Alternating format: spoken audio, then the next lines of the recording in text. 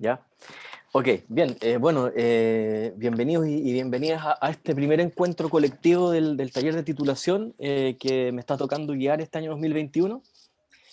Han pasado menos de 3 semanas o 3 semanas, no ha pasado un mes. Yo en general siento que se ha ido avanzando. Si bien yo creo que es muy importante en este proceso de titulación partir rápido, intenso, porque si hay algo que practicar en gestión de proyectos y en estos tiempos laborales, es la gestión del tiempo y de esa manera optimizar el recurso tiempo. El recurso tiempo es algo que es escaso a pesar de la velocidad de nuestras comunicaciones, y la idea yo le transmití a todas las duplas y tríos que trabajaran intenso en una primera etapa para después tener una velocidad de crucero. Bien, eh, como yo les he mencionado a ustedes en las reuniones, a mí me gusta entender un taller de estas características como ciclos de doble diamante, que es un modelo de Design Thinking, o bueno, en realidad de los inicios del Design Thinking del Royal School of Design, que es el doble diamante, en el que nosotros entramos en procesos divergentes, de pensamiento divergente y luego convergentes, es decir, son ciclos de gestión del pensamiento, de los proyectos en los cuales ustedes abren sus ideas o absorben mucha información que luego pasan a una etapa convergente en la que llegan a un producto. Por lo tanto, cada vez que lleguemos a un informe, que son 3 informes más el informe final, ustedes llegan a una convergencia, es decir, ustedes hacen una bajada de lo que han sido 2 semanas o en este caso casi 3 semanas de trabajo. ¿Me escuchan bien, cierto? Sí, ya, Perfecto. vale, porque cambié mis audífonos, el anterior tenía ruido, así que voy a partir con este ahora. Entonces, lo primero que voy a hacer es sortear el orden de las presentaciones. Em, Antes de eso, brevemente, bueno, consignar cuáles son los equipos de trabajo. Bueno, aquí está, veo en este orden Francisco Pavlich, Consuelo Avilés, que llegaron un poco tarde al taller porque tuvieron una situación con el profesor anterior. Sin embargo, ya tuvimos una reunión en la que pudimos intercambiar bastante contenido, así que yo creo que ya deberían estar arriba del avión, digamos, ¿ya? Y ellos están con con espacio público, y ahí nos van a contar cuál es el encargo de esta consultora que se ha hecho tan famosa en tiempos de pandemia, ¿ya? Por criticar, digamos, la aproximación metodológica en esta crisis sanitaria, ¿ya? Eh, Después está el equipo que está trabajando con una consultora medioambiental, ¿no? Que es José Tomás Navarro, Sebastián Pellicer y Luciano Prenafeta, que ahí aparece como Luciano Romero, por un error digital, ¿ya? Bueno, pero ellos van a hacer uso de una base de datos de procesos de participación ambiental ciudadana, de manera de acortar una brecha de conocimiento que existe en relación a la gestión de estas consultoras. Después está la dupla de Francisca Rostagno con Javiera Guarac.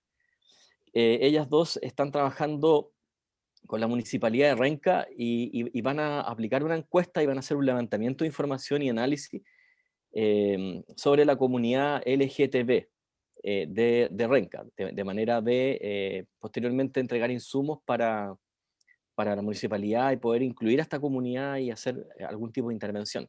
Ellas nos contarán en más detalle todo esto. Después está el equipo de Emilio Chabuán, Sebastián Brown y Agustina Noguera, que están trabajando con la Municipalidad de Providencia, con un usuario clave que es el adulto mayor.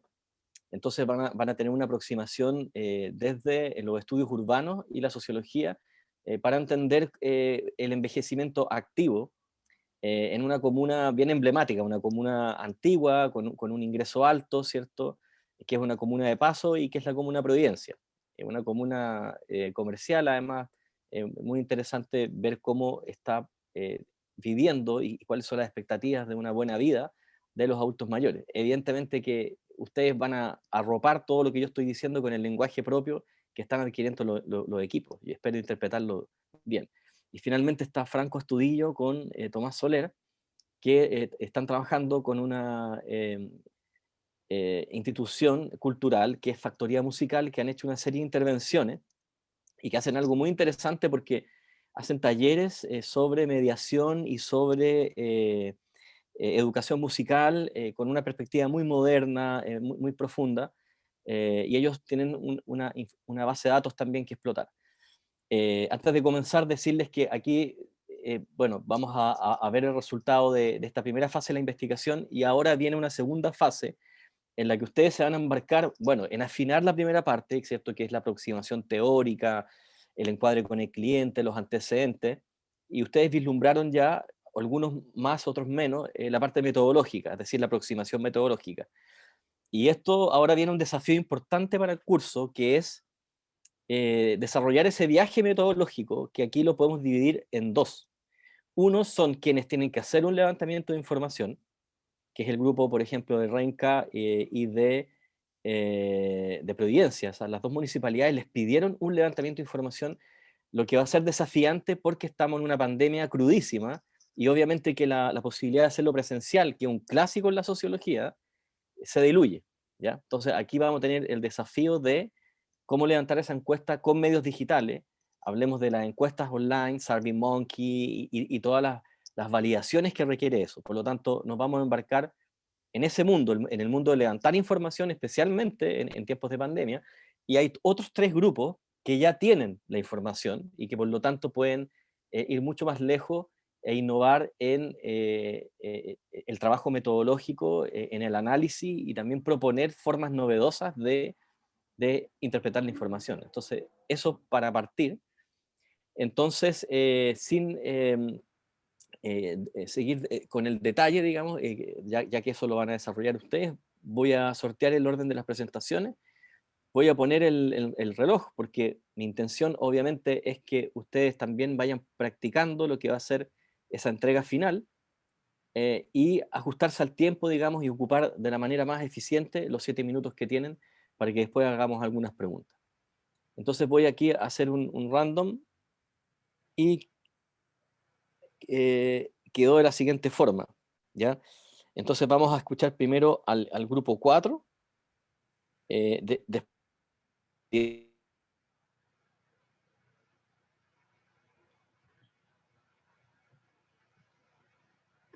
y después al grupo 10,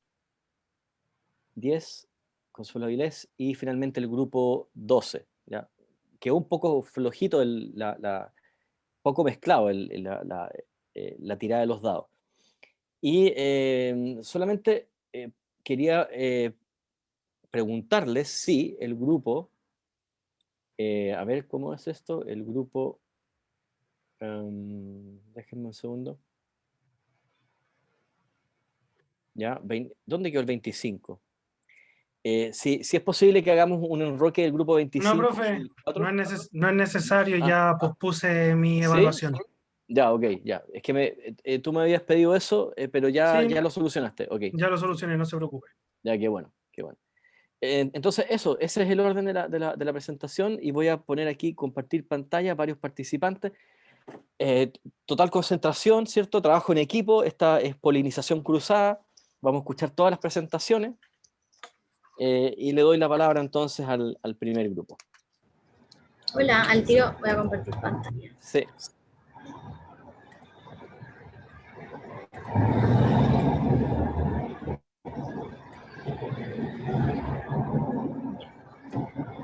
Bueno, hola a todos y todas.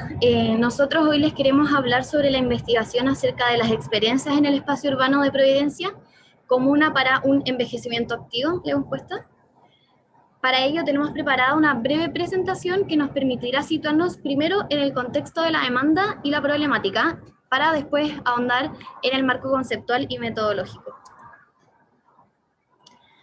Bueno, nosotros estamos trabajando con la Dirección de Desarrollo Comunitario y el Departamento Adulto Mayor de la Municipalidad de Providencia, quienes tienen una serie de programas que buscan promover un envejecimiento positivo entre sus residentes mayores y con ello asegurar su calidad de vida.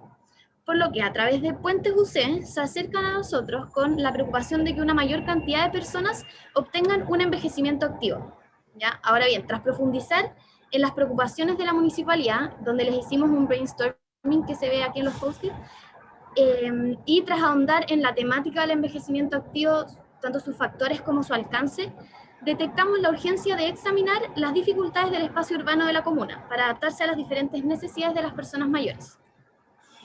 Entonces, como conceptos grandes tenemos espacio urbano y envejecimiento activo, y el por qué ahora les vamos a contextualizar un poco para que entiendan. Entonces, daremos cuenta, primero que nada, de dos principales fenómenos que se viven tanto a nivel mundial como a nivel de Providencia. En primer lugar, había una disminución de las tasas de natalidad y mortalidad, lo que hace que hoy atravesemos un escenario de envejecimiento poblacional. Así, en Providencia, la población mayor de 65 años equivale a un 16% del total de la comuna, lo que equivale a aproximadamente 22.000 personas.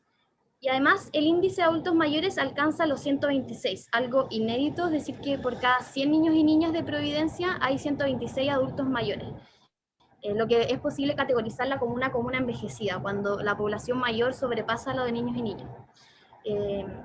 Por otra parte, es necesario mencionar el proceso de urbanización. Un 85% de la población mayor de 60 años en Chile vive en la ciudad. A esto le sumamos estudios que aseguran que Providencia se encuentra entre las 10 comunas que han tenido un mayor aumento de viviendas entre 1992 y 2012. Dichos procesos tensionan la preparación de la comuna para afrontar esta nueva realidad y su capaz de asegurar estándares de calidad de vida para su población mayor, poniendo sobre la mesa la siguiente problemática. Las personas mayores experimentan dificultades en el espacio urbano de la comuna que impiden su envejecimiento activo. Por lo anterior, surge entonces como pregunta de investigación cómo es que las personas mayores de Providencia experimentan el espacio urbano para un envejecimiento activo, y como pregunta directriz, cuáles son los facilitadores y las barreras existentes en el entorno físico que incentivan o dificultan su envejecimiento activo.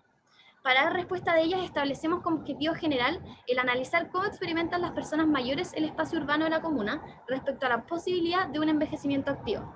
Y como objetivos específicos, el describir barreras y facilitadores de su entorno físico, identificar el acceso y uso que hacen de diversos medios de transporte y analizar si estos actúan como barreras o facilitadores para su envejecimiento activo. Bueno, con respecto al marco conceptual, el primer concepto que quisimos problematizar fue el de envejecimiento. Existen otras conceptualizaciones del proceso de envejecimiento, además de activo, como exitoso, positivo y saludable, pero creemos que la conceptualización más apropiada para el encargo que nos hizo la Municipalidad de Providencia es el concepto de envejecimiento activo, que es un concepto que nace desde la OMS, Organización Mundial de la Salud, y apunta a consolidar la multidimensionalidad presente en el envejecimiento. Por definición, es un proceso de optimización de las oportunidades de salud, participación social y seguridad con el fin de mejorar la calidad de vida de las personas a medida que éstas envejecen. Se ha sugerido que existen determinantes esenciales para un envejecimiento activo, como los fundamentos de esto. Disponibilidad de servicios sociales y de salud, ejercicio y actividad física, componentes genéticos y características psicológicas de los individuos, ambiente físico, como casas seguras, transporte amigable, etc. Educación y presencia de asistencia social y determinantes económicas como la historia económica del individuo. Así, dimos también con el concepto de aging in place, que es envejecer en el lugar, que es el concepto que nace pensado en las políticas públicas, buscando orientarlas hacia un facilitamiento para las personas mayores para que éstas se mantengan viviendo en sus casas y comunidades, lo que aportaría a las personas mayores una mayor autonomía dentro de sus redes de soporte, un mayor y mejor conocimiento del entorno y el espacio urbano. Eso, principalmente. Luego llegamos al concepto de espacio urbano y su importancia que puede tener la calidad de vida según Aging in Place. Bueno, vimos en las distintas literaturas que el espacio urbano puede entenderse de dos formas, como un espacio social, como diría McFarlane, que es donde, como un ensamblaje que confluyen varias fuerzas políticas, sociales, culturales y ecología. Por otro lado, un espacio más físico, que según nuestro encargo de la municipalidad es el que más vamos a tomar relevancia, según la experiencia de las personas en el espacio físico.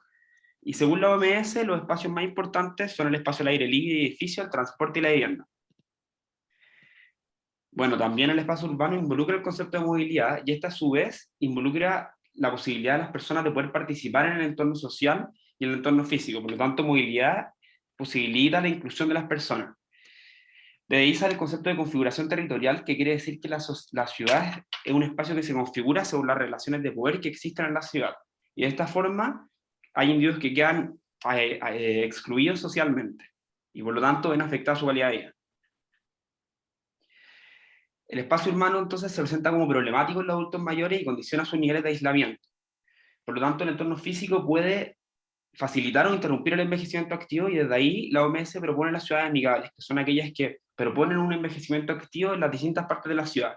Y las dos dimensiones que nosotros tomamos más en cuenta son el espacio libre y edificio y el transporte. Bueno, entonces, volvemos al concepto de aging in place. Las políticas urbanas deben ser pensadas para las personas mayores y sus necesidades, para que estas personas puedan habitar sus casas y sus barrios y así mejorar su calidad de vida, ya que las personas mayores son más sensibles a los cambios estructurales de la ciudad y de esta forma van a poder incluirse en la sociedad. Bueno, y acá pasamos al marco metodológico. Bueno, al enfrentarnos al encargo de la municipalidad pensamos que lo mejor era observación, bueno, también en conversación con el profe, era una observación no estructurada del día a día de las personas mayores de Providencia. Pero dado la situación crítica de la pandemia, optamos por entrevistas en profundidad y análisis de historias de vida, la cual pensamos potenciar y complementar con material fotográfico para facilitar los recuerdos de experiencias puntuales o situaciones más complejas de los adultos, de las personas mayores, que dificulten o faciliten la relación de las personas mayores con el entorno urbano.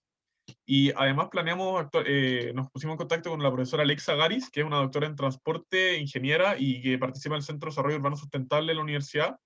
Y ella se dedica a movilidad, transporte y metodología, y pensamos complementar el instrumento con su perspectiva. Eso. Estas son las referencias de la presentación. Muchas gracias.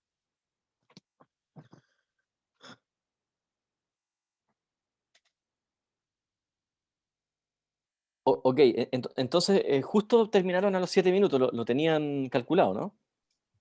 Sí, Sí, sí, Ya, hemos practicado. miren, en general, a ver, cuando a mí me ha tocado exponer, bueno, el tema de exponer es todo un arte, ¿no?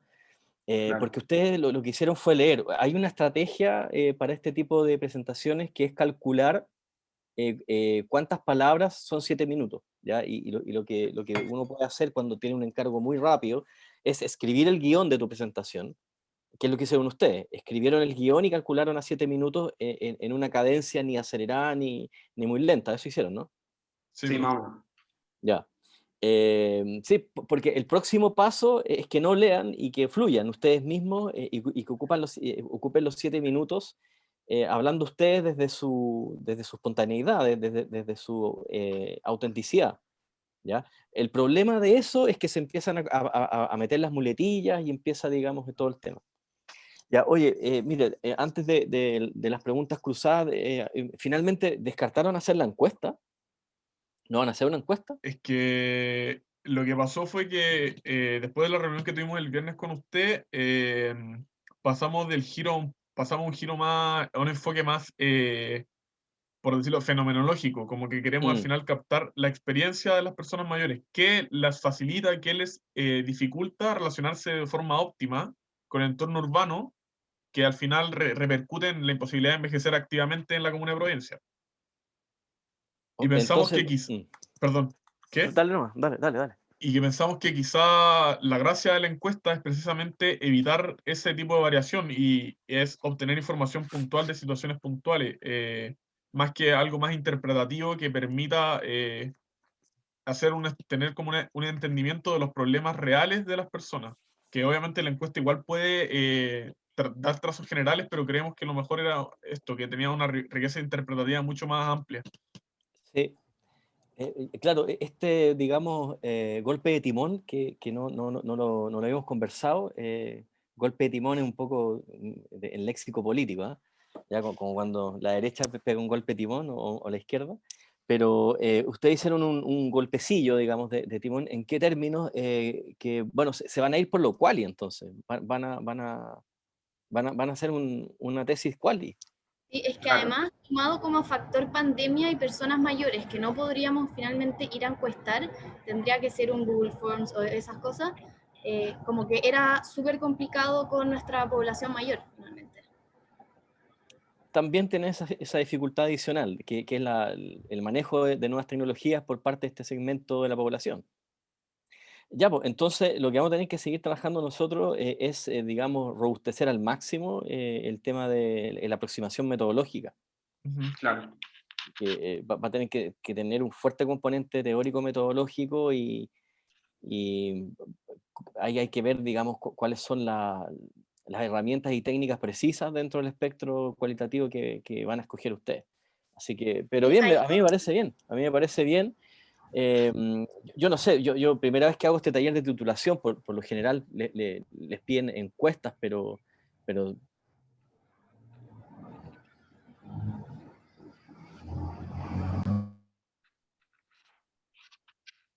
un trabajo interesante que desarrollar de aquí en adelante. ¿Algún comentario del curso? ¿Alguna pregunta? Piensen en sus abuelos, piensen en sus abuelos. El tema de adulto mayor es un tema país. Ahora con la pandemia también han salido estadísticas de que se está estancando la tasa de natalidad. ¿A quién le dan ganas de formar familia con una pandemia tan cruda, no? Se está desacelerando la tasa de natalidad en Chile. Así que la tendencia al envejecimiento se profundiza aún más con esta pandemia. Yo tengo una pregunta. ¿Sí? Que toda esta investigación, todo este estudio está como contextualizado como en la nueva forma de movilidad como que tienen los viejos, o sea, perdón, los adultos mayores, pensando como que ahora solamente pueden salir en determinada hora, o cuestiones así, o es más pensando como el tiempo antes de la pandemia. Porque igual durante la pandemia ha cambiado su forma de moverse como la ciudad también. Claro, la verdad es que es un enfoque sin pandemia, es más como veredas en mal estado o no sé, pues, hay programas de la municipalidad que tiene de caminatas, pero hay muchas personas mayores que no se atreven porque si se cansan en la mitad, entonces ven la suficiencia de bancas o de baños públicos, por ejemplo, cosas así. Perfecto, y eso como no podría ser un problema de repente como hacer entrevistas en profundidad, como haciéndolos recordar algo que igual ya cambió como totalmente hace más de un año y medio. Sí, ahí, de hecho, estuvimos hablando con una socióloga preguntándole cómo, porque investigan a adultos mayores, y preguntándole cómo le había resultado a ella, y nos hizo la misma pregunta, como si no quieren enfocarse en pandemia, nos dio el tip de que, por ejemplo, no les preguntemos de hola, ¿cómo están? Porque los vamos a situar en cuarentena y en contexto de pandemia. Entonces ahí nos dio algunas técnicas para no situarlo en el escenario de hoy en día, y sino que como recordar más ampliamente. Buenísimo, gracias. Gracias, José Tomás. Yo quería hacer una pregunta. Perdón. Francisco, ¿Puedo hablar? ¿tienes la herramienta de levantar la mano? Sí, yo también quería hacer una pregunta. Le Y iba a después preguntar Consuelo. como en términos, dos cosas. Uno, si tienen un poco como el número de cuántas personas son más o menos en la comuna, cuántas personas son adultos mayores. 22.000 desde 65 años. Son como 29.000 desde 60. Ah, ya, bacán. Claro, Y lo y- otro, O sea, personas mayores, perdón. Sí. Sí. bacán. Y en la comuna en total, ¿cuántos son más o menos? La verdad es que no hicimos el cálculo, pero es un 16% de ese 22.000. Ah, ya. Y lo otro era como un tema más práctico, le iba a preguntar cómo tienen pensado llegar a la población objetivo. ¿Van a ser como bola de nieve? O... Que la municipalidad de partida tiene como un campo muestral que son creo que 16.000 personas, adultos mayores que participan en actividades como de movilidad o caminata, en programas que ya existen. Entonces como que de ahí vamos a ir sacando información. Y sí, habíamos pensado, como tuvimos este como cambio de más cuantía igual, hemos pensado como ocupar tal vez bola de nieve, o según estos programas también, etcétera. Y mencionar como habíamos pensado de recurrir a geriatras y preguntarles por personas mayores que atendiera de Providencia, o buscar amigos de nuestros abuelos y abuelas, o abuelos de nuestro amigo. Así que si ustedes tienen alguien familiar de persona mayor que viva en Providencia, bienvenido sea. Perfecto.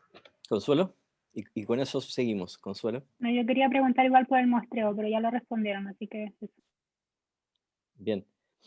Ok, bueno, todo el ánimo y la motivación para seguir con esto, a este grupo, al grupo de Agustina, Emilio y Sebastián. Y bueno, los adultos mayores tienen un horario para salir a caminar en pandemia, entiendo. Creo que pueden salir 2 horas en la mañana, una cosa así, y ahora se está evaluando sacar a los niños. Así que ojalá que den permiso porque tal como dice un artículo en la revista Ion, safety is lethal. Lethal. La seguridad es letal y las cuarentenas matan. Entonces, existe esta franja horaria de 6 a 9, ¿cierto? Ahora, es súper importante lo que mencionaste tú de no situarlos en la pandemia. Yo creo que esa es una estrategia, es un tip fundamental para el trabajo de ustedes. Desituar y sacar de ese contexto porque tiñe demasiado y sería muy espurio plantearlo de esa manera. Bien, sigamos entonces, muchas gracias. Sigamos con el grupo de Francisca y Javiera. Ya, voy a compartir pantalla. Uh-huh.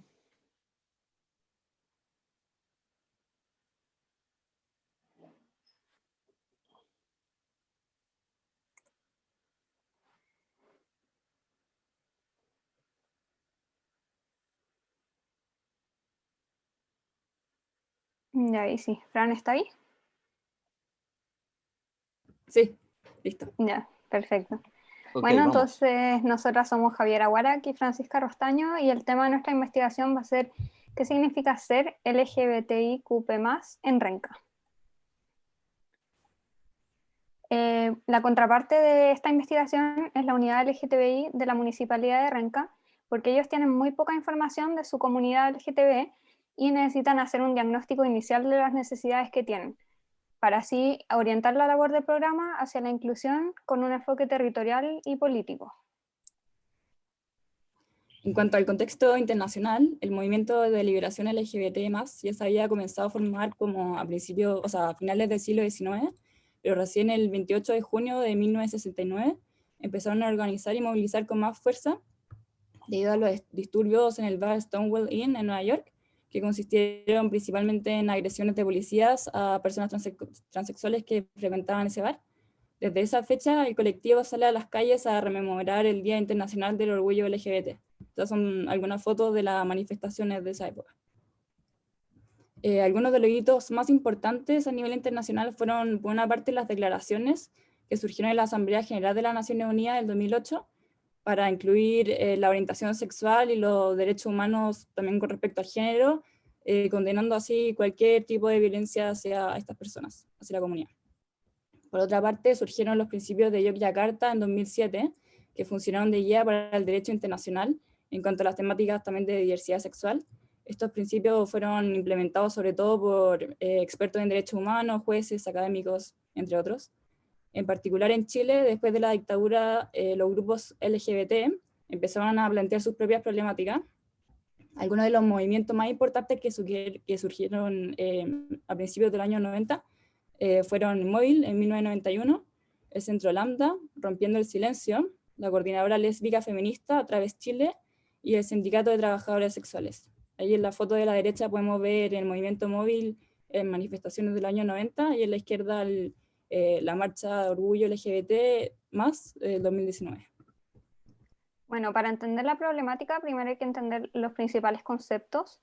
El primero de ellos es género, que refiere al correlato cultural que refiere a los comportamientos esperados de las personas según su sexo.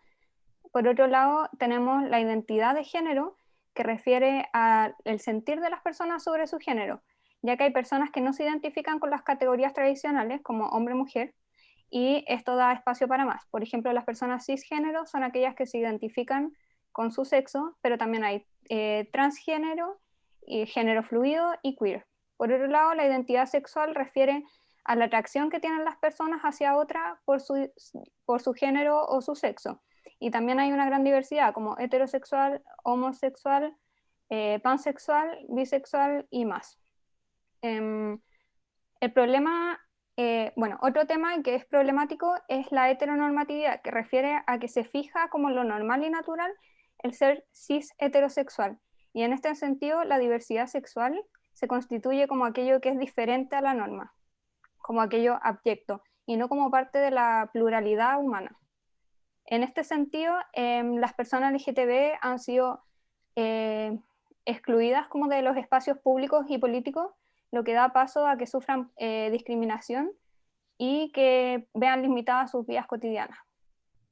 En este sentido, hay una necesidad urgente de visibilizar, reconocer e incluir a la población LGTB para que vivan una vida digna. Respecto a las preguntas de investigación, la pregunta principal del trabajo es ¿cuáles son las condiciones esperables para que exista una visibilización, un reconocimiento y una inclusión efectiva de los habitantes LGTB de la comuna de Renca de 18 más años? Como preguntas directrices tenemos qué características tiene la población LGTB de la comuna, cuáles son las principales problemáticas y necesidades que tienen en Renca y cómo se puede intervenir a nivel municipal para promover la inclusión efectiva de estas personas. El fin último de nuestro estudio consiste en contribuir a la mejora de condiciones de la vida de las personas LGBT+, mayores de edad de la comuna de Renca. El objetivo general es evaluar las condiciones necesarias para generar una visibilización, un reconocimiento y una inclusión efectiva de las personas LGBT+ en la comuna de Renca. Los objetivos específicos consisten primero en caracterizar a las personas LGBT+, dos, diagnosticar las principales necesidades y problemáticas, y por último, generar propuestas de intervención para promover la inclusión de las personas de la comunidad LGBT+. El marco teórico se compone principalmente de 5 autores. El primero, Sigmund Freud, dice que los deseos ocultos y conflictivos que se encuentran en el subconsciente son reprimidos por la sociedad, y dice que una de esas represiones es la sexual. Herbert Marcuse habla sobre la represión básica del accidente. El accidente estaría dada por el capitalismo y implicaría el reemplazo del erotismo por la masculinidad, para al final disciplinar el cuerpo y así garantizar el orden establecido. Jacques Lacan habla del símbolo del falo y el prestigio, el poder y la dominación que se les son conferidos, construyendo así la masculinidad, y la feminidad es construida como la exclusión de ese poder fálico. Después, Michel Foucault hace referencia a las formas de dominación y poder a las que se encuentran sujetos el individuo, y donde los discursos científicos son utilizados para controlar a las personas, estableciendo lo que es aceptable y lo que no es aceptable. Además, dice que si bien aún existen niveles de represión sexual, esta no ha sido sostenida a lo largo del tiempo, sino que ha ido evolucionando hasta convertirse en la ciencia de la sexualidad que existe hoy en día. Judith Butler refiere al ámbito simbólico del género, diciendo que se construye en la performatividad diaria. Además critica el binarismo y la heteronormatividad. Similar a la teoría de Butler surge la teoría de Eve Kosofsky. Ella acuña el concepto de salir del closet, que refiere a la censura de la sexualidad.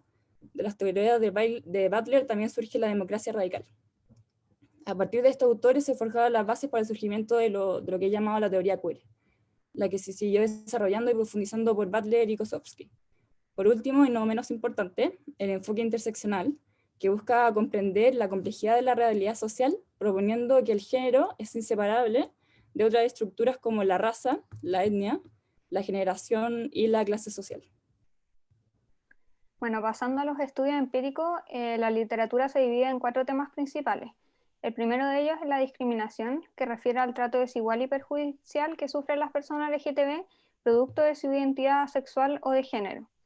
El problema de la discriminación es que este puede venir de familiares, de amigos, de conocidos, desconocidos, etc.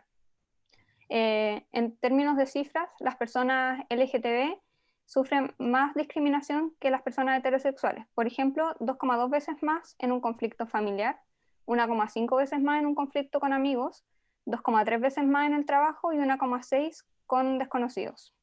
En términos de educación, la educación es muy importante porque influye en la formación de identidades y relaciones, y hay una falta de reconocimiento hacia las personas LGTB que legitima esta discriminación. De acuerdo a la encuesta sobre clima escolar, entre un 60 y un 70% de los estudiantes chilenos sufrió violencia verbal, y entre un 20 y un 30% violencia física. Además, hay mayores depresiones, menor autoestima, etc. En términos de salud, hay dos perspectivas para ver la salud. La primera de ellas es la atención de salud, que las personas no reciben atención médica porque tienen miedo o reciben discriminación efectiva. En otros temas están los problemas de salud asociados a pertenecer a la comunidad, que son como las consecuencias de la violencia, como las lesiones, el estrés postraumático, las depresiones, incluso la homofobia internalizada. Por último, tenemos el enfoque de políticas públicas y derechos, y que el problema nuevamente es que las leyes sobre diversidad sexual están construidas en torno a la heteronormatividad, lo cual tiene dos procesos al mismo tiempo: la agregación de singularizante, que homogeniza a un grupo que en realidad es súper diverso, y el particularismo reificante, que lo asigna como una decisión personal, lo cual le baja el perfil. En este sentido también han tenido un rol muy fuerte los movimientos sociales en promover una cultura inclusiva y en presionar a los gobiernos. Desde el 2012 se llevan aplicando leyes como las que se pueden ver en la presentación. Como perspectiva teórica, vamos a contar con dos ejes principales. Por un lado, el enfoque interseccional, y por el otro, la teoría más praxis. El enfoque interseccional se relaciona con el enfoque territorial del requerimiento. Y la teoría más praxis se basará en la perspectiva teórica de la teoría queer y de Judith Butler, y al mismo tiempo intervendremos en la comunidad de Renca a través de propuestas que promuevan la visibilización, el reconocimiento y la inclusión efectivas de las personas LGBT en la comuna. Y el enfoque político se vincula a la movilización de intereses y organización de la comunidad. La perspectiva metodológica que tomaremos se basará en la teoría del capital social. La metodología de investigación será tanto cuantitativa como cualitativa. Desde el punto de vista cuantitativo, aplicaremos una encuesta con preguntas cerradas y abiertas. Esta será autoaplicada online y enviada vía mail. En caso de hacer actividades presenciales, realizaremos entrevistas semiestructuradas con preguntas clave para así guiar la conversación y que se dé de forma natural. Y la técnica de muestreo será no probabilística por bola de nieve, ya que es lo más conveniente dado que nuestra investigación es exploratoria. Y la difusión de investigación será mediante plataformas digitales de la municipalidad y también mediante dirigentes locales, juntas de vecinos y clubes deportivos. Eso, muchas gracias. ¿Alguna pregunta?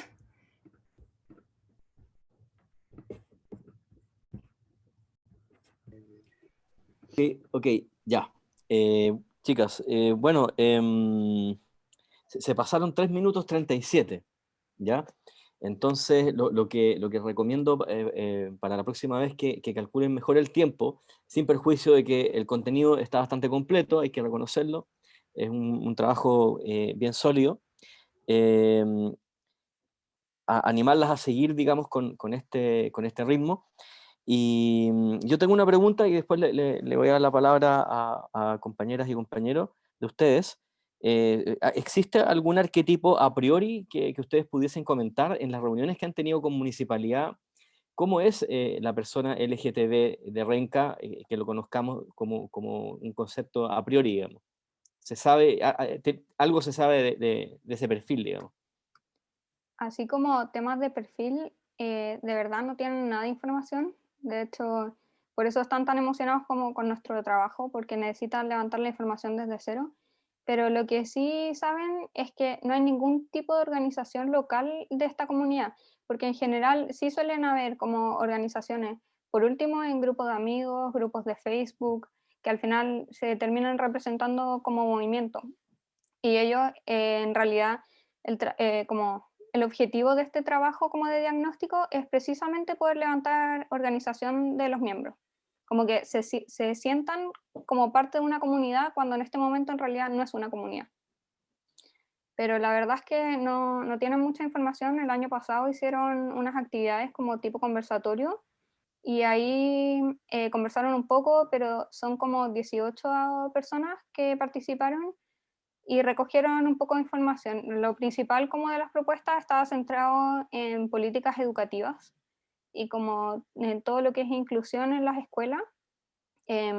Por ejemplo, algo que comentaban es que les gustaría no solo como informar sobre la diversidad sexual para que los niños sepan que hay como una amplia gama como de la pluralidad humana, sino también como a los niños cis heterosexuales y bueno, no solo niños, como más adultos también, enseñarles lo que es la diversidad y cómo tratarlo y como al final cómo ser inclusivos, que no sea una educación orientada solamente a los niños LGTB, que ahora son las políticas públicas en general así, más enfocado como a tratar de incluir a las personas en vez de solucionar los problemas de base, que es tratar de construir como un sentido en común.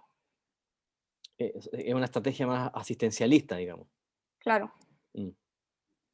Sí. Bien.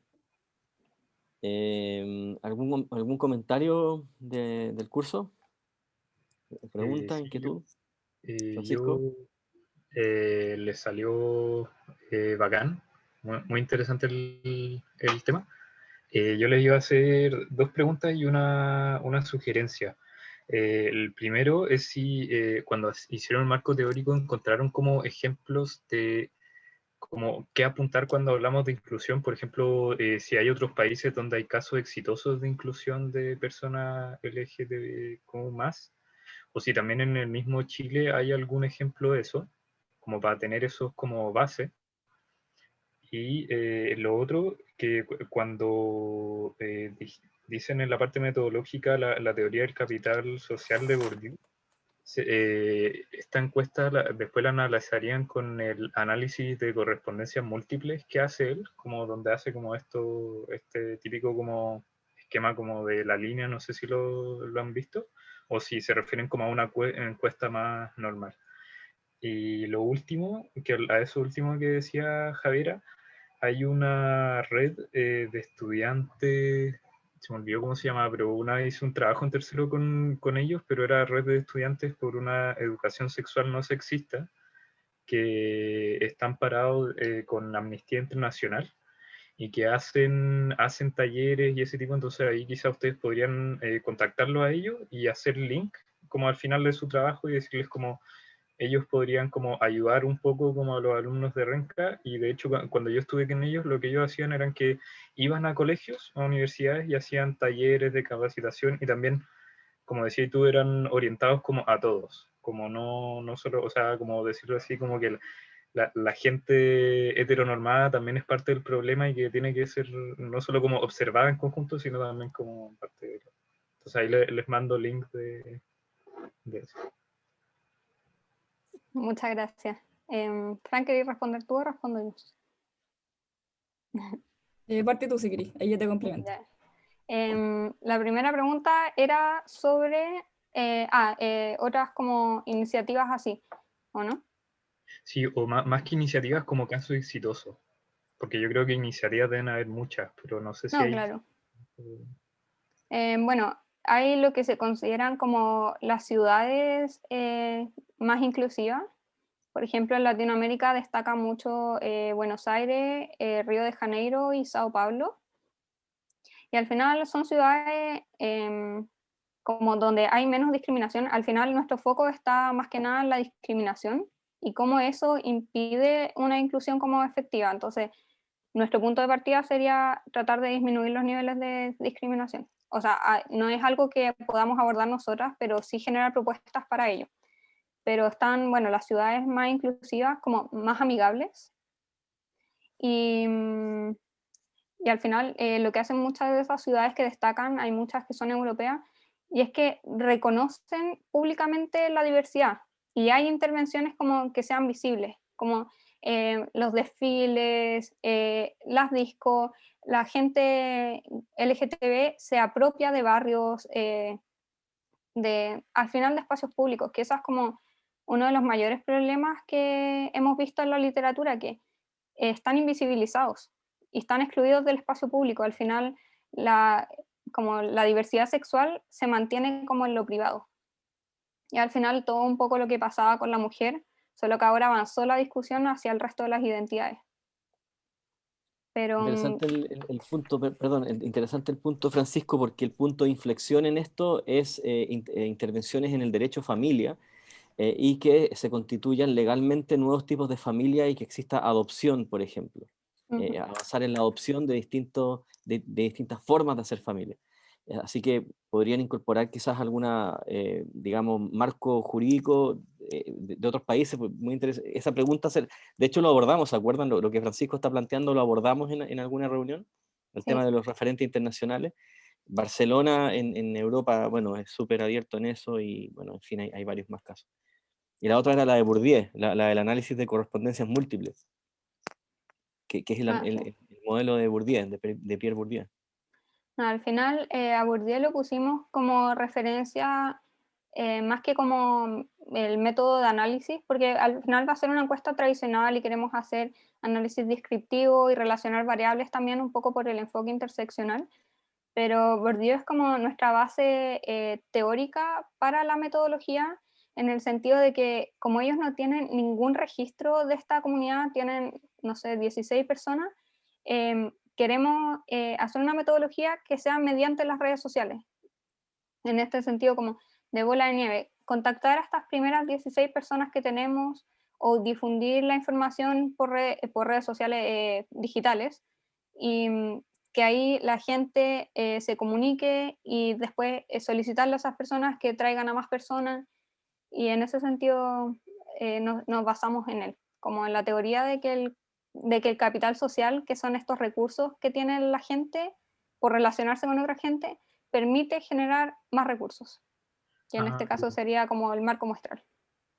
En ese, yo no sé si me equivoco, pero capital social en términos de Bourdieu es como las redes de contacto, de apoyo que uno tiene, ¿cierto? Sí, eso mismo. Ya, entonces ustedes no se meterían tanto como con los conceptos de campo o de hábitos, se restringirían más a lo que es capital social. Sí, por ahora sí. Todavía igual nos queda mucho por afinar y definir para la perspectiva metodológica, pero por ahora sí. De todas formas, es sumamente pertinente haber incluido a Bourdieu, y no lo habíamos conversado. Este es un elemento que trajeron hoy día y me parece muy pertinente. Pierre Bourdieu, bueno, un referente absolutamente indispensable en la sociología contemporánea y con un correlato metodológico muy potente, además. El concepto de capital social hoy en día en un mundo digital está totalmente actualizado y es pertinente, así que adelante con eso. En honor al tiempo vamos a seguir con el siguiente grupo. Vamos entonces con Franco Astudillo y Tomás Soler.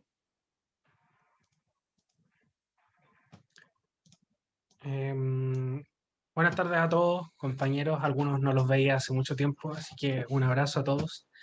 Nuestro trabajo, nuestro taller, lo titulamos, esto es provisorio, todavía no es definitivo, Música, Primera Infancia y Pandemia, un estudio sobre los intereses y motivaciones de la audiencia. Es un trabajo sobre el programa Factoría de la Infancia de la Fundación Factoría Musical.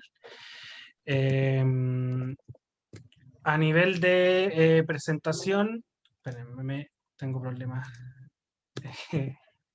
técnicos, disculpen. Factoría Musical es una fundación, una institución que tiene como objetivo el promover el desarrollo integral y el bienestar de las personas desde la primera infancia hasta la tercera edad a través de la música, creando espacios de encuentro entre las familias y comunidades. Ellos cuentan con 4 proyectos, actualmente tienen activos 3 que se pueden hacer en formato online.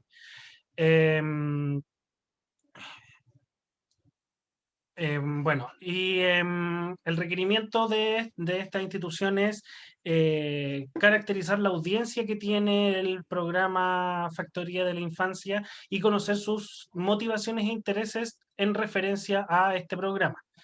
El programa Factoría de la Infancia consiste en ofrecer estimulación musical y corporal a niños entre 2 y 6 años y sus familias.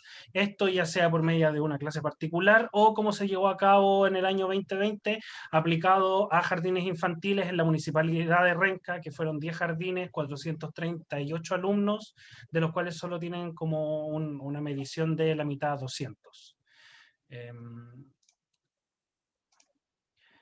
Tomás. Bueno, pasando al enfoque de esta investigación, en principio, bueno, la principal problemática responde al requerimiento, por lo tanto sería como cuáles son las motivaciones e intereses de la audiencia, pero luego nos enfocamos en la la pandemia y en entender como el efecto de esta, ver cómo el hecho de que se haga por la vía online ha cambiado las cosas. Y por último, ¿qué beneficios identifica la audiencia sobre la participación en factoría de la infancia? También mucho con este componente de la pandemia. Respecto a los objetivos, el objetivo general sería conocer las motivaciones e intereses de la audiencia, y los objetivos específicos, o sea, de ahí se desprenden los objetivos específicos, que sería caracterizar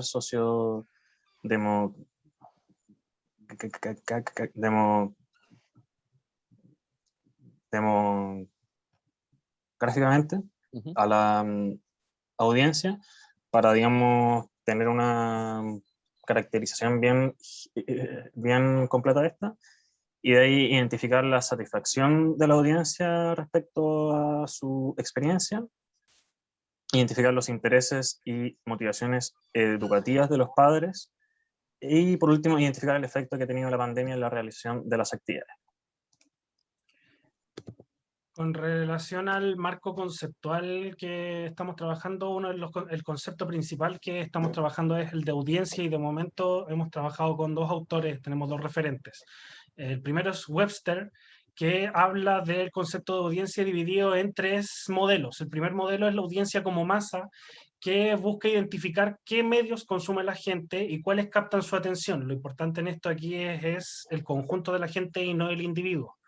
El segundo modelo es la audiencia como outcome, que es la preocupación por el efecto perjudicial que pueden generar los medios y el consumo de estos en las personas. Aquí la audiencia es considerada que no es consciente de lo que producen los medios en ella.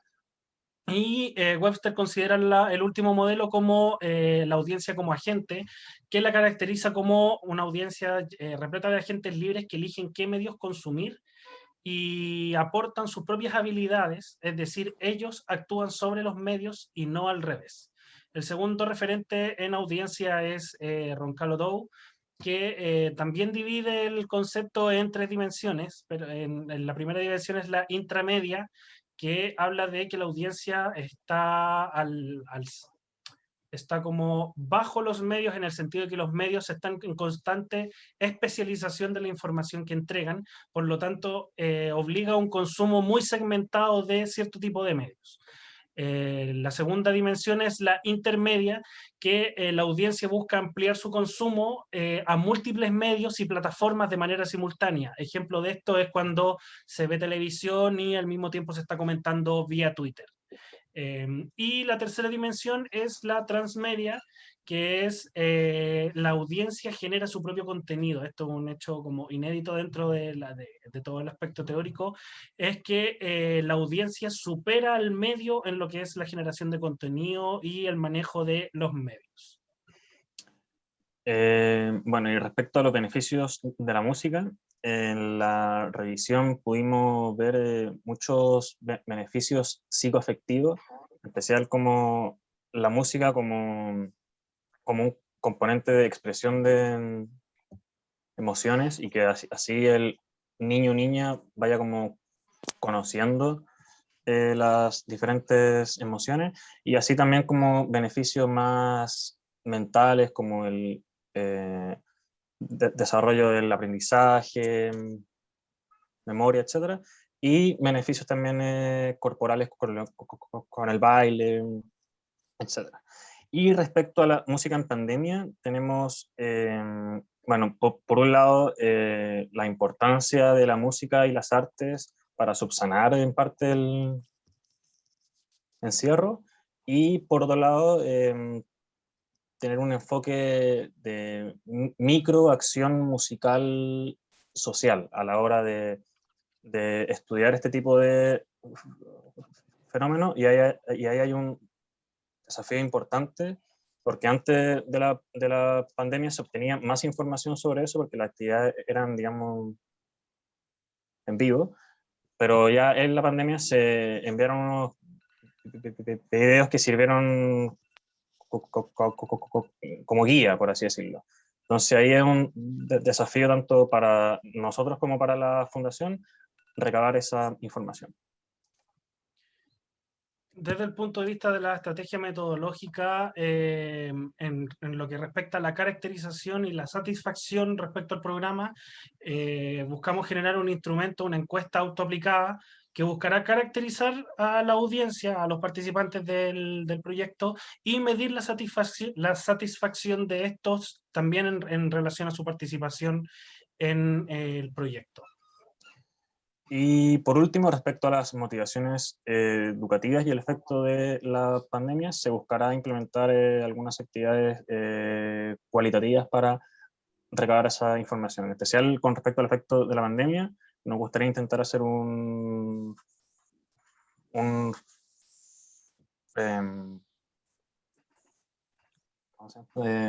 Focus group. Eso. Para que ahí se mezclen las diferentes experiencias y así se dé una discusión más rica. Eso. Listo. Ok, gracias muchachos. Sí, se pasaron un poquito, pero en general el tiempo estuvo ok.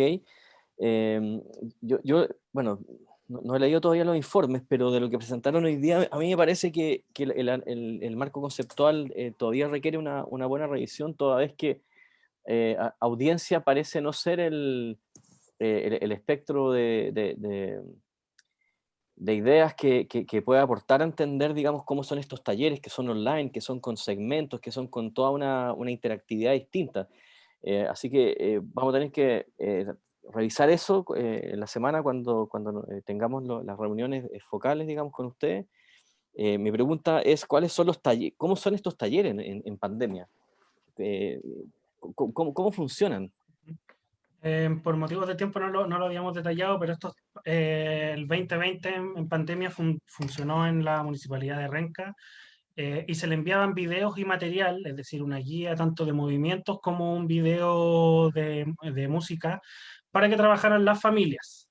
La fundación se la enviaba directamente a las familias, pero al mismo tiempo trabajaban con los jardines, entonces las mismas actividades que hacían las familias con los niños también se llevaban a cabo en las jornadas de los jardines, en las clases como online que tuvieron.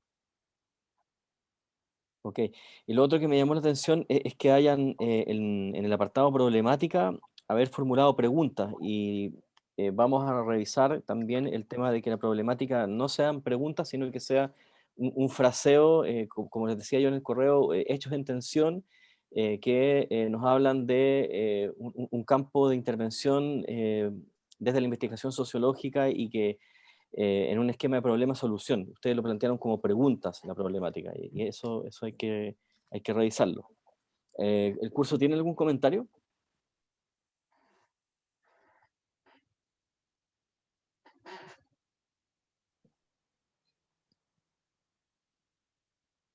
Seguimos entonces. Ya, continuemos porque ya son las 4 y quedan 2 grupos, entonces yo había pensado que hiciéramos una pausa, pero mejor hagamos la tirada completa para ya después liberarnos. ¿Les parece, cierto? ¿Sí? Ya, entonces seguimos con el grupo 10. Grupo 10, Avilés Pavlich.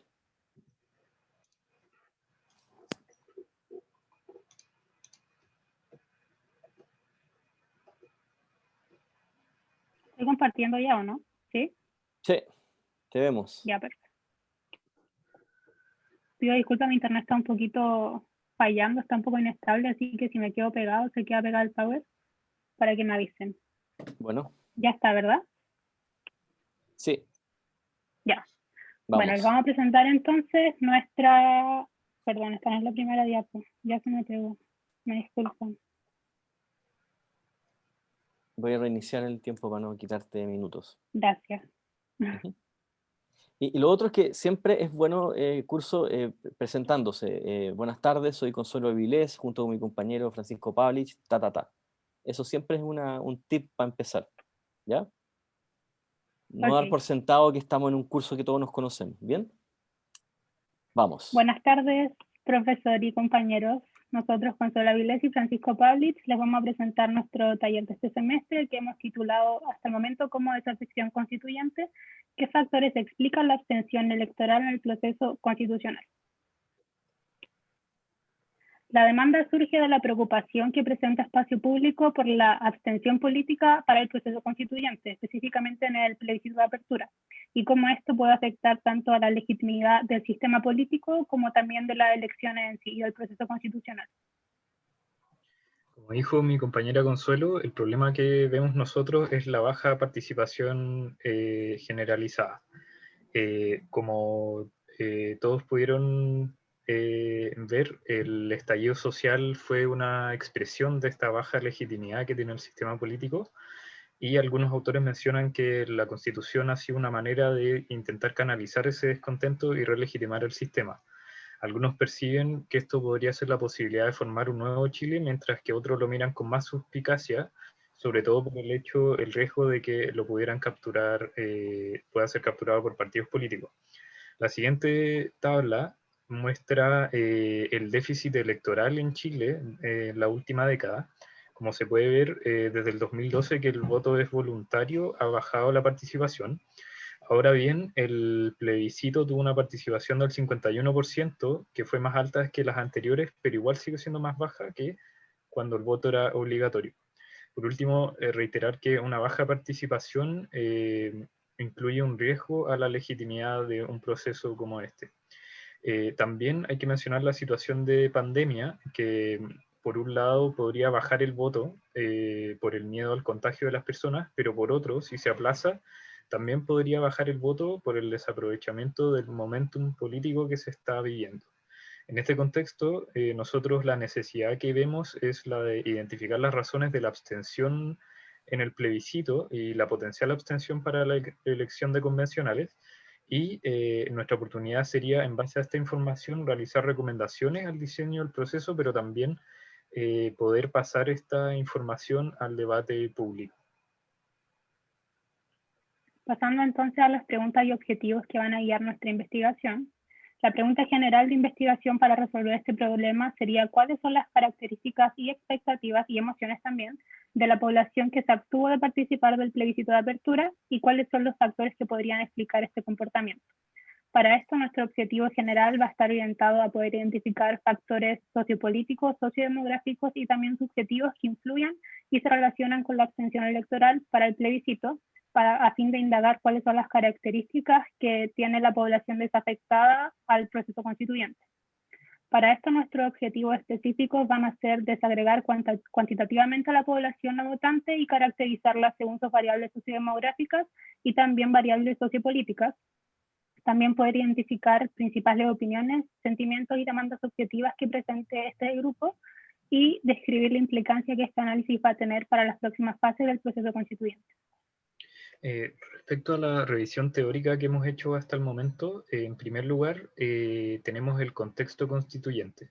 Respecto a esto, antecedentes de Chile dan cuenta de que desde la vuelta a la democracia que se ha querido cambiar la Constitución. Un hito dentro de este proceso ha sido el intento de la expresidenta Bachelet, proceso en el cual participaron más de 200.000 personas, pero por diversos motivos no tuvo apoyo político formal y finalmente se archivó. Respecto a los antecedentes internacionales, la Convención Constituyente actual es en la práctica lo mismo que una asamblea constituyente, el cual ha sido uno de los mecanismos más comunes para cambiar constituciones en el mundo. Por último, esta tabla, en el que se compara a Venezuela, Ecuador, Bolivia e Islandia, dado que estos también, al igual que en Chile, tendrán una elección ratificatoria, podemos ver que las elecciones obligatorias tienen mayor participación que las voluntarias, y también en el caso de Ecuador y Bolivia, donde la obligatoriedad de la ratificación es igual que en el caso de Chile. Esto sí, también fue obligatoria la elección de representantes, algo que en el caso de Chile la elección de representantes es voluntaria. Por último, en el caso de Venezuela o Islandia, con baja participación, la de Venezuela tuvo muy poca legitimidad, y por otro lado, la de Islandia, a pesar de que fue participativa, no lo fue en magnitudes y ha sido poco práctica. De hecho, no se ha aplicado todavía. Adelante, Consuelo. También nos parece relevante contextualizar lo que ha sido el contexto de la pandemia, ya que está implicado en una forma de entender la democracia y la participación política. Esto se expresa, por ejemplo, en que la primera mitad del año pasado, más de 62 países tuvieron que posponer sus elecciones nacionales. Esto también ha implicado nuevas medidas de votación tanto anticipada como online y otras modalidades que han demostrado aumentar la participación en este contexto. Ejemplos de esto son Corea del Sur, que llevó a cabo sus elecciones en abril del año pasado, o sea, en plena pandemia. Implementaron medidas de votación anticipadas, como también medidas de cuidado el mismo día de la votación muy estrictas. Esto implicó que la participación aumentó de un 58% a un 66%. También está el caso de Estados Unidos, que era el país que estaba más afectado por la pandemia en cantidad de contagios y en cantidad de muertes. Tuvo sus elecciones presidenciales a finales del año pasado, implementó también modalidades de votación anticipada y tuvo la participación más alta de todo el siglo en elecciones presidenciales. Respecto a las variables sociopolíticas, estas refieren a actitudes respecto a la política en general. En base a autores como Torcal y Montero está el desapego político y la desafección institucional que Barksted combinó y definió como desafección política. Dentro de las variables que componen este contexto, o sea, este concepto, están las siguientes que también se incluyen en la encuesta de espacio público, las cuales serían nivel de confianza en instituciones políticas, identificación política, valoración de la discusión política, interés en los procesos, esfuerzo por informarse sobre estos procesos y expectativas de cambio político. Finalmente, también en nuestro marco metodológico nos interesa ahondar sobre las variables sociodemográficas que pueden influir en la participación. Para esto consideramos la zona de residencia, el ingreso, la edad y el género, que también son medidas por nuestro instrumento.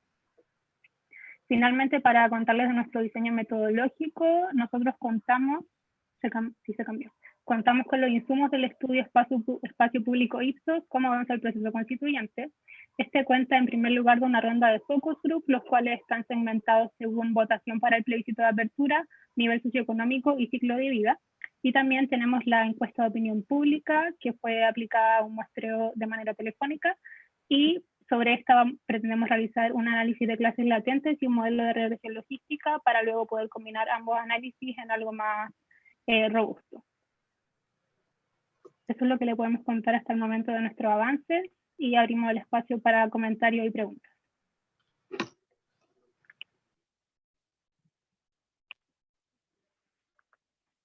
Ok. Bueno, sí, interesante el dato de Estados Unidos, ¿eh? El caso, digamos, de Estados Unidos de haber hecho las elecciones en full pandemia y, bueno, había que sacar a Trump de alguna manera, ¿no? Entonces, Claro. ¿cuál es el número óptimo deseable? ¿Hay alguna cota mínima, digamos, dentro de la literatura? ¿Qué porcentaje de participación se considera óptimo? La verdad es que no tenemos ese dato específico, pero está alrededor del 60% como lo frecuente. Ahora, si es óptimo o no, no sabría responderle. Claro, de todas formas, en Chile, ¿cómo ha sido la participación política en las votaciones? ¿Cuál ha sido un referente, así como en Estados Unidos? ¿En los 60 se dio? ¿Frei Montalva? ¿Cuál fue la...? Claro, cuando la participación era obligatoria, rondaba el 70-80%. Lo mostrábamos en la tabla, dejé para decir los números correctos. Cuando era obligatoria, sí, rondaba el 70%, 73%. Y la OCDE, 50%. En la OCDE es un 66% en promedio. Perfecto. Igual. Claro, en comparación, Chile es el que tiene los niveles de participación más bajos. Ok. A pesar de que hubo un aumento de participación, porcentualmente sigue siendo baja. Para el plebiscito fue del 51% nada más. Y otro elemento es que igual ese cambio se hizo, uno de los argumentos para hacer ese cambio fue justamente que querían aumentar la participación electoral, pero resultó, fue como al contrario. Curso, ¿algún comentario? Bueno, Consuelo y Francisco están trabajando con una encuesta con los insumos que que generó Ipsos y Espacio Público.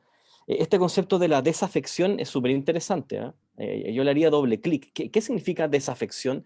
Porque yo lo puedo inferir perfectamente, ¿cierto? Es como apatía, etcétera, pero precisamente, ¿qué es desafección? ¿Quieres responder tú, Francisco? Sí, desafección, por decirlo así, bueno, sí, es como esta apatía, pero depende con qué otra palabra se la liga. Cuando, por ejemplo, Barsted habla de desafección política y te indica lo que mencionábamos nosotros, que serían estas variables como la identificación política, la valoración de la discusión política. Más que de la discusión política, es como una valoración de qué tan importante es discutir de política para ser un buen ciudadano. El otro tema es el nivel de confianza que se tiene en las instituciones, y Barsted analiza cómo esto se relaciona con el voto. Ahora, antes de Barsted, había autores españoles, Torcal y Montero, que en 2006 dijeron, por un lado está el desapego político y por otro está la desafección institucional. Y cada uno de esos conceptos tenía variables en sí mismas, que las tenemos en el informe, no pensamos que se iba a alargar mucho el Power. Sí, tranquilo. Pero lo que hizo Barsted fue que tomó como de aquí y de allá y juntó eso y lo llamó desafección política. Ahora igual nosotros lo ponemos en el informe también, pero nosotros queremos ver cómo estas variables se relacionan con la propensión a votar o no votar. Y también nosotros incluimos variables que no son teóricamente desafección, pero nosotros podríamos modificar y estirar un poco el concepto, incluir este tema del interés en los procesos políticos, el esfuerzo por informarse y las expectativas de cambio político que se tienen, porque lo que hemos podido ver del análisis de datos previos que hemos hecho es que varían. Por ejemplo, el interés que tienen los chilenos en política es mucho menor de lo informados que están. O sea, la gente tiende, a pesar de que sabe lo que está pasando, dice que no le interesa, por lo menos previo a la pandemia. Y también, a pesar de que expresen que no votan, que no se identifican políticamente o no participan de partidos políticos, sí tienen expectativas de cambio. O sea, sí existen esas demandas sociales. Entonces, ahí igual se problematiza un poco el concepto de desafección, porque no es, por decirlo así, elementos como que uno podría decir que hacen que uno vote menos, a veces hacen que uno vote más. Entonces ahí queremos ir explorando todo eso y ver también cómo, porque Barsted lo que hizo él fue antes del proceso constituyente, entonces queremos ver igual cómo el contexto político actual transforma un poco esto o si lo mantiene constante. Bien, Eso, bien. Hicieron un buen... hicieron gala de una buena operacionalización de un término. Operacionalizan bien, muchachos. Miren, sí, la diferencia de la política con lo político. Ya me acuerdo de frases muy cínicas durante la dictadura, cuando yo estudiaba sociología. Bueno, y cuando era más chico, que había mucha gente que decía, yo soy apolítico, y tenían mucho poder y estaban, digamos, el poder en la sombra, y decían, no, yo soy apolítico. La diferencia entre la política y lo político. Yo creo que este es un proceso de lo político, no es un proceso de la política, en términos de que la política es la política de los partidos, ¿cierto? Y la mecánica que conocemos todos.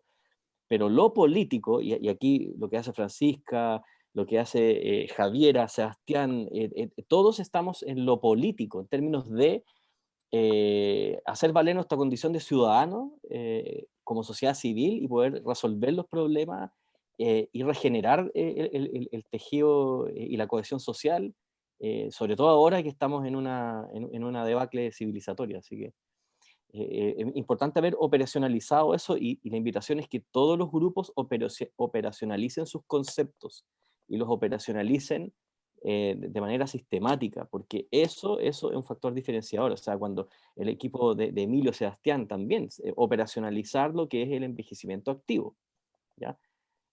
Eso el grupo de Soler con Astudillo lo mismo, o sea, lo que es educación musical, ¿cierto? Lo que es lo que hace la factoría, etc. Agustina. No, un comentario, bueno, es Santiago, no Sebastián, por si acaso, que Perdón. se tiene como ese. Y no, un comentario muy, en verdad, extra, pero pienso como cómo puede estar, igual ustedes ya tienen los datos, pero como cómo puede afectar para las siguientes votaciones que tenemos todo el manejo de la pandemia actual, que deslegitima en gran medida, yo creo, o sea, por todos los comentarios que han salido, a la política, como a la institucionalidad del sistema, todo, y cómo también eso va a terminar afectando, yo creo, en las próximas elecciones. Pero claro, ahí ustedes ya tienen los datos, así que... Con nosotros habíamos conversado con Francisco y Consuelo que todo ese análisis, digamos, prospectivo, fuera, aparte de las conclusiones, y fuera un capítulo de recomendaciones y digamos, de análisis a posteriori, digamos. Y aquí está el tema de que los independientes se quedaron sin plata, o sea, ya están de nuevo, hay que hacer una vaca para los convencionales constituyentes. Entonces, aquí va a haber un problema más o menos serio. Entonces, la verdad es que el tema de Francisco y Consuelo es un tema bien tenso, es muy tenso. Ok, entonces seguimos con el último grupo, ya estamos cansados, se les agradece a todos la concentración en esta pantallita y este sistema de Zoom. Vamos entonces con el grupo de Santiago Brown, ¿cierto? Santiago Brown. ¿Quién es Santiago? Nosotros, yo era Santiago, ya presentado. ¿Quién se llama Santiago? Yo soy Santiago, ahora le toca a Santiago. Perdón, verdad. Me enredé con las cajitas estas que estoy viendo. Sí. Ya. Sebastián, entonces, Luciano, Prenafeta, José Tomás Navarro. Vamos. Ya. ¿Se ve bien ahí? Sí. ¿Estamos listos, Sebastián y José Tomás? Bueno, buenas tardes, profesor, compañeros. Nuestros nombres son José Tomás Navarro, Sebastián Pelliceri y Luciano Prenafeta. Es nuestro segundo taller de título, que lo titulamos como Procesos de Participación Ciudadana en Proyectos de Inversión Energética. Bueno, nosotros trabajamos para CAC, que es una consultora medioambiental asociada al ámbito energético, minero, industrial, entre otros, pero el que nos importa en este caso es el ámbito energético. Está orientada a hacer un aporte estratégico y técnico que permita concretar proyectos de inversión, en el fondo que las firmas logren llevar a cabo y concretar la instalación de sus proyectos. Nosotros nos insertamos en el área de comunidades, las que sus principales funciones son levantar información de línea base para que las empresas en el fondo tengan conocimiento de sus comunidades y el territorio. Tiene una función también mediadora para acortar brechas restrictivas entre empresa y comunidad y en el fondo llevar procesos de participación de forma anticipada y agilizar estos procesos en donde se insertan los proyectos de inversión. Y lo hace a través de un modelo de relacionamiento comunitario, es decir, tiene definido y estimado un protocolo en donde lo vamos a explicar más adelante, que nos ayuda a nuestra metodología. Bueno, un poco para resumir el contexto en donde nos basamos en nuestra investigación, se marca en un escenario, como ya lo habíamos hablado un poquito antes en la presentación pasada, de desafección política, que se traduce en desconfianza en instituciones y en figuras políticas, pero más que nada en la institucionalidad, que a nivel de conflictividad socioambiental se traducen en estas últimas 2 décadas en hitos específicos que han ido como levantando la voz y la conciencia de las comunidades sobre sus derechos territoriales. Estos hitos son antecedentes, pero Hidroaicén, Barrancones, etcétera, que son bien icónicos. Este aumento de conflictividad ha hecho que también aumente la incertidumbre por parte de las empresas en su inversión, siendo el mercado energético un mercado que mueve muchas lucas y bueno, destacar la relevancia del mercado. Ha resultado durante estas últimas 2 décadas la dificultad en el fondo en el desarrollar e insertar estos proyectos y un desafío para las empresas de instalar energías renovables más limpias y es un desafío en el fondo tanto político como económico. Bueno, a nivel legal, solamente decirles que el que está encargado de llevar procedimientos legales y en el fondo hacer la supervisión y fiscalización de los estándares medioambientales es el Servicio de Evaluación e Impacto Ambiental que se sujeta a la Ley 19.300. Bueno, hablando de nuestro marco conceptual, que un poco se desprende de este contexto que les acabo de mencionar, son los conceptos de participación ciudadana, que ahí se desprenden conceptos de participación ciudadana anticipada y específicamente proyectos de inversión energética, conflictividad socioambiental, donde abordamos conceptos de conflicto social, ecología política y conflictos territoriales, y concepto de empresa y entorno o inversión versus ciudadanía, en donde abordamos conceptos de stakeholders, desarrollo sustentable, estrategias de relacionamiento comunitario y un apartado de pandemia y desarrollo sostenible. Bueno, hablando con nuestra contraparte que es GAC, y trazando un poco la línea a trabajar a futuro, extrajimos en conjunto esta demanda que se sintetiza en sistematizar y analizar información disponible en el CIA sobre los procesos de participación ciudadana en el sector de energía. De ella se desprende el problema que nosotros detectamos, que es justamente que esta información disponible a la cual nosotros vamos a acudir no ha sido sistematizada y analizada en profundidad para mejorar estos procesos y en general para responder a las necesidades propias y fundamentales de la consultora a modo de entregar herramientas a sus clientes para sobrellevar un poco estos conflictos por un lado, ad hoc a la ley y por otro lado, con los estándares socioambientales pertinentes.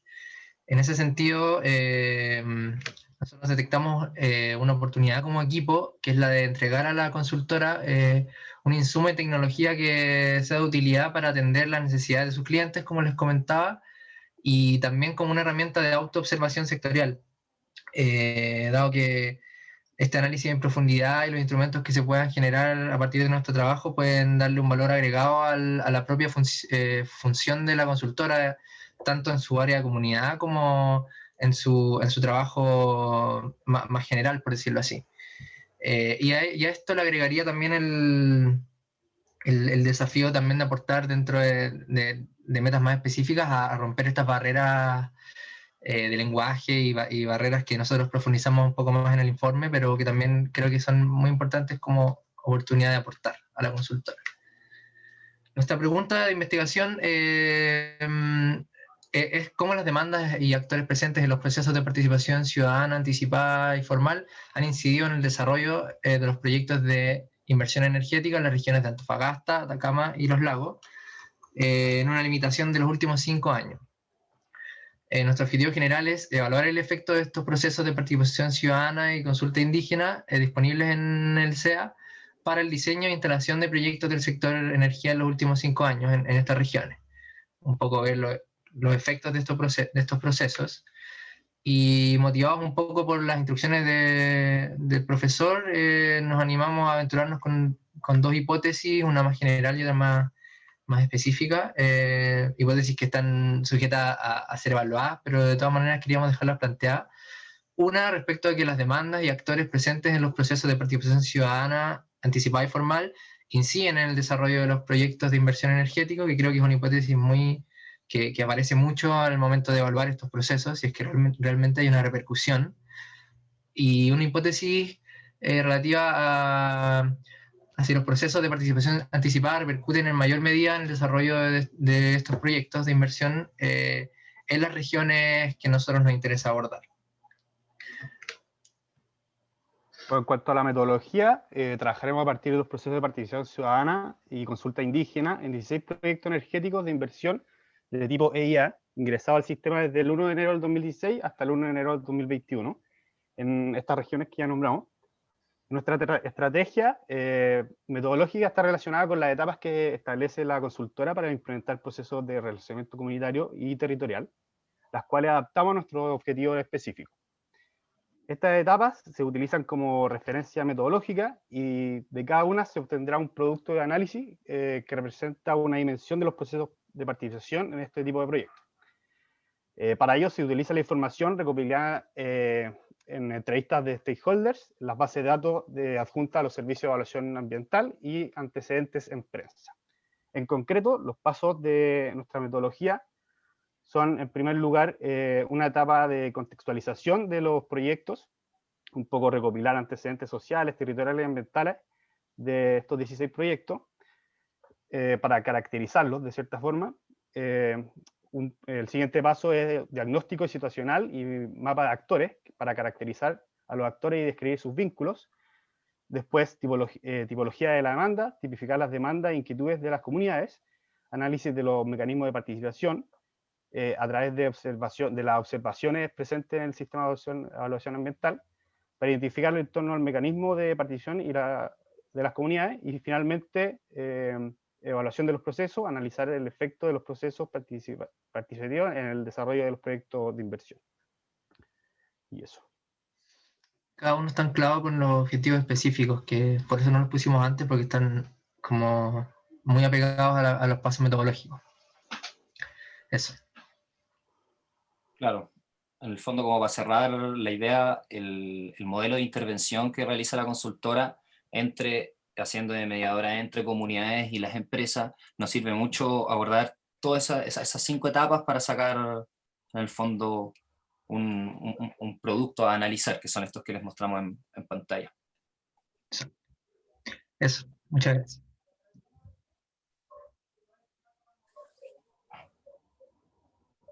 Profe, creo que está sin audio. Ok, sí, sorry. Ya, descompartir entonces, quizás el curso no sabe lo que es el CEIA. ¿Pueden explicar un poco cómo es esta plataforma? Porque este grupo va a hacer un análisis documental, es decir, va a interrogar una base de datos, un sistema estatal de información, con los pros y contras que tiene eso. O sea, es una interfaz antigua, ¿cierto?, con una cantidad de archivos enorme. El número lo dijiste tú, José Tomás, 16 proyectos, ¿cierto? 16 proyectos, son, creo que eran 8 en Atacama y en Antofagasta, y 7 en la región de los lagos. Mentira, ¿Qué es el CEIA? Porque el grupo tiene que saber, digamos, cuál es la fuente de datos que tienen ustedes. Como anticipó el profe, es el Servicio de Evaluación e Impacto Ambiental, que es el fondo que se preocupa institucionalmente y legalmente de que los proyectos cumplan los estándares, y que en el fondo, si existe un impacto en distintas dimensiones, que hay distintas dimensiones en la ley de posibles impactos que puede hacer la empresa en un territorio o una comunidad. En el fondo ahí se hace un proceso donde la firma tiene que responderle a la comunidad. En el fondo tiene que haber un punto de consenso. Es básicamente el aparato institucional que hasta el 2010, desde el 94 hasta el 2010, fue muy cuestionado porque era mero maquillaje. En el fondo no lograba frenar proyectos que de verdad impactaban ambientalmente, socioambientalmente, y dañinamente en el fondo, y después con una reforma de ley, sobre todo en el segundo mandato de Michelle Bachelet con el exministro Máximo Pacheco, en el fondo se transparentó un poquito eso más y se mejoró técnicamente, se creó el Ministerio de Medio Ambiente y la Superintendencia, pero eso básicamente es la parte institucional del mapeo. Eso es. Entonces el desafío que tiene este equipo es generar, digamos, un enfoque metodológico para poder organizar en fichas y sistematizar la información de una manera coherente y científica. Y finalmente, y ojalá sea así, generar algún canvas para que este GAC tenga una tecnología para poder evaluar, digamos, estos procesos y generar una brecha de conocimiento. Ahí vamos a usar algo de Design Thinking. Así que ese es el objetivo, vamos a llegar a algo, a un producto, a un entregable. Javier, esa es la idea. Hola, les quería decir que me gustó mucho el tema, lo encuentro como muy interesante y demasiado relevante, pero quería preguntarles que igual encuentro que 16 proyectos podría ser harto, entonces es una pregunta un poco práctica, pero ¿cómo planean manejar el tiempo para poder abordar eso en tan poquitos meses que tenemos? ¿Quién va? ¿Bypay? Sí, O sea, o sea, la verdad, al principio, por las primeras búsquedas que hicimos, eran mucho más proyectos, porque estábamos mirando como las declaraciones de evaluación ambiental y los que están sujetos a evaluación de impacto, que es como un poco como que nos va diferenciando en cuanto a la magnitud del proyecto. Entonces nos vamos a enfocar como en los más grandes, que son los que están sujetos a EIA, que son 16, pero que, o sea, no nos parece que sea tanta información por lo que hemos estado viendo. Igual está fondo, claro, organizada la información en la base de datos. Entonces, en el fondo igual lo vamos a ver en el camino, pero supongo que, no sé, somos 5 proyectos para cada uno y vamos a ver cómo vamos a andar en el camino, pero muchos documentos son más bien prácticas, son como la empresa con la comunidad se reunieron y se dijo la proyección del proyecto. Son más bien como protocolares y timbres. Hay pocos que son demandas así más cototas y críticas como más de observación. Y esos tenemos que entrar a discriminar igual. Sí, y además fuimos bien a la par con la consultora como filtrando y viendo un poco con qué casos nos íbamos a quedar. Entonces, también como está este déficit de que no de que no todos los archivos son tan sustantivos en información como otros, también nos toca ahí nosotros una pega de detectar dónde hay más falencias y un poco también habiendo conocido los criterios de búsqueda y como habiéndonos metido antes a los buscadores de estos sistemas, como que teníamos eso también un poco en consideración al momento en el cual ya como que delimitamos los proyectos que vamos a trabajar. Pero, es buena la intuición de Javiera, porque al principio yo les pregunté lo mismo, y yo pensé que eran 40, que era una locura. Al final llegaron a 16 y sigue siendo harto, entonces ahí hay que ser súper eficiente, van a tener que ser muy efectivos en lo que viene ahora. Agustina había levantado la mano, pero después la deslevantó. ¿Sí? Francisco, Sí, no, entonces. es que da lo mismo, era una pregunta muy extra. Ya vamos terminando, Francisco. Sí, lo otro, si estos proyectos tienen ancladas o tuvieron ancladas como encuestas o entrevistas, o es más como lo que decías tú, Luli, que... O sea, nosotros, aparte también era una pregunta que nos habíamos hecho con el profe, como si vamos a abrir esa puerta de subjetividad, de entrevistar a los distintos actores de cierto conflicto, pero eso, hablándolo con la contraparte en la última reunión que tuvimos, nos van a proporcionar contactos como de los distintos actores que surjan de los distintos conflictos que vayamos ya a abordar, de los casos en el fondo. Pero sí, vamos a abrir esa puerta, digamos. Aparte de la base de datos, que es la información que nos pidió en el fondo igual la consultora. Y la base de datos igual tiene como toda una parte como de impacto, como que las empresas como que hacen una evaluación de impacto y también como el servicio de evaluación. Pero también tiene una parte como de observaciones, que como que se presenta el proyecto y diferentes organizaciones de la sociedad civil o los actores que estén involucrados hacen observaciones y esas están todas documentadas en esta plataforma.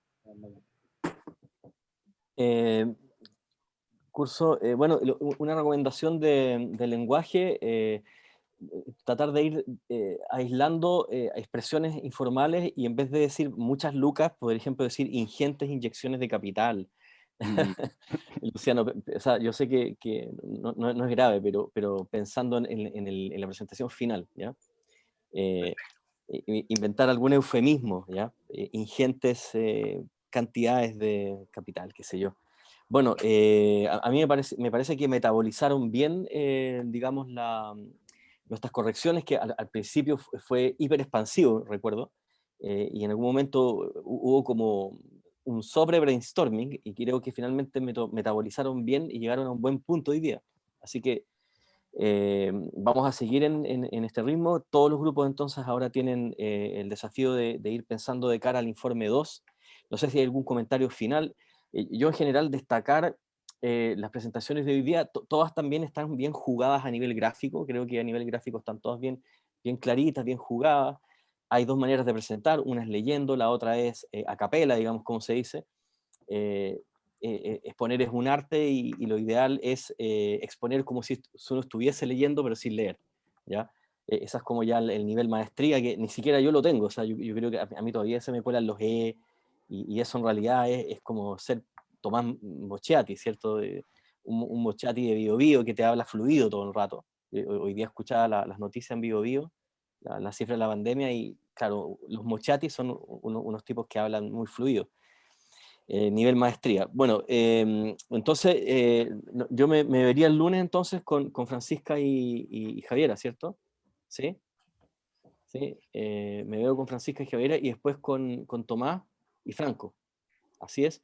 Entonces, la idea es que, bueno, y después jueves y viernes con Sebastián, el grupo Pavlich y José Tomás, Luciano, Emilio, Agustina, pero con el jueves y viernes les voy a enviar un correo para definir bien el horario porque se agregó una nueva dupla, que es la de Consuelo y Francisco. Entonces, el jueves y viernes, veamos, había un grupo el jueves, ¿o no? Que era el de Providencia, era los jueves, ¿no? ¿No? No, profe, Y el viernes a las 11:30. Entonces no hay ningún grupo los días jueves. Nosotros estábamos los jueves, pero ahí nos cambió el lunes. Ah, ya, no, entonces parece, los jueves los vamos a liberar y vamos a vernos el viernes entonces, Francisco y Consuelo. ¿Ya? ¿Ustedes pueden? ¿Sí? Sí, Después ¿a lo qué vemos, si quieren, por interna lo vemos. ¿Ya? Eso, y bueno, les deseo un buen fin de semana. No sé si hay algún comentario para cerrar. Yo creo que estuvo súper bien el encuentro, está grabado, lo voy a subir a YouTube, se los voy a enviar para que también puedan autoobservarse, como dijeron aquí los muchachos, un proceso de autoobservación. Y nada, pues sigan cuidándose, que estamos en un pic terrorífico esta pandemia, por lo tanto no confiarse, ¿ya? Eso sería. ¿Estamos entonces? Gracias, Chao, profe. que estén bien. Ya, que Nos estén vemos. muy bien. Muchas gracias. Ya. Que estén Chao, bien profe. todos. Chao, Gracias a ustedes. chicos. Suerte a todos. Chau, chau.